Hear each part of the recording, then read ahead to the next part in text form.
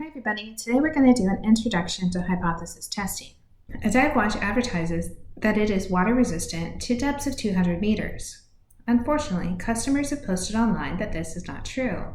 The assumption is that the watches are resistant to 200 meters versus the observed result that didn't match the assumption. We call the assumption the null hypothesis. Hypothesis testing is a procedure based on sample evidence and probability. We use it to test statements regarding characteristics of one or more populations. We start by forming a null hypothesis. The null hypothesis is denoted H sub 0, and it's a statement that we're going to test.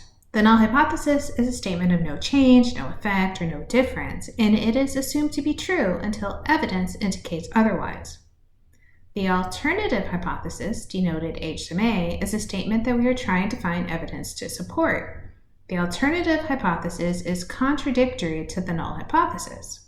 Going back to our dive watch example, we would say the null hypothesis is that the mean is equal to 200 meters, and the alternative hypothesis is that the mean is not equal to 200 meters.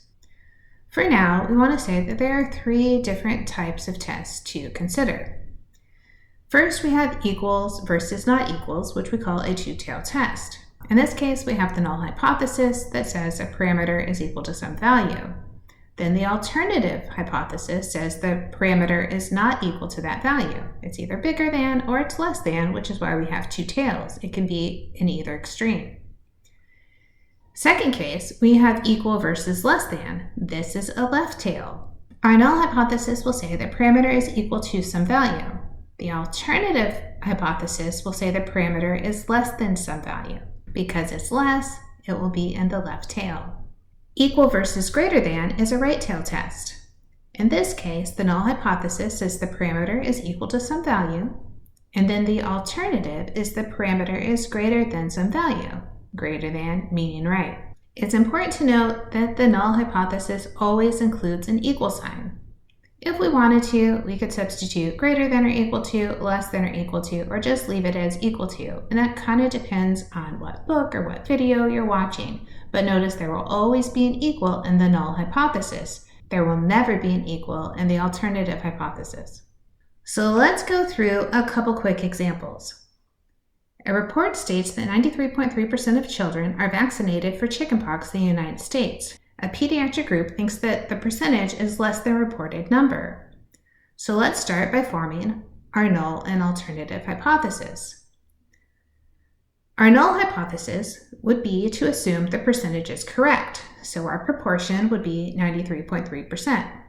The alternative will be P is less than 93.3% because the pediatric group thinks the percent is less. Then we need to decide, is this two-tailed, left-tailed, or right-tailed? Because our alternate hypothesis is less than, this is a left-tailed test.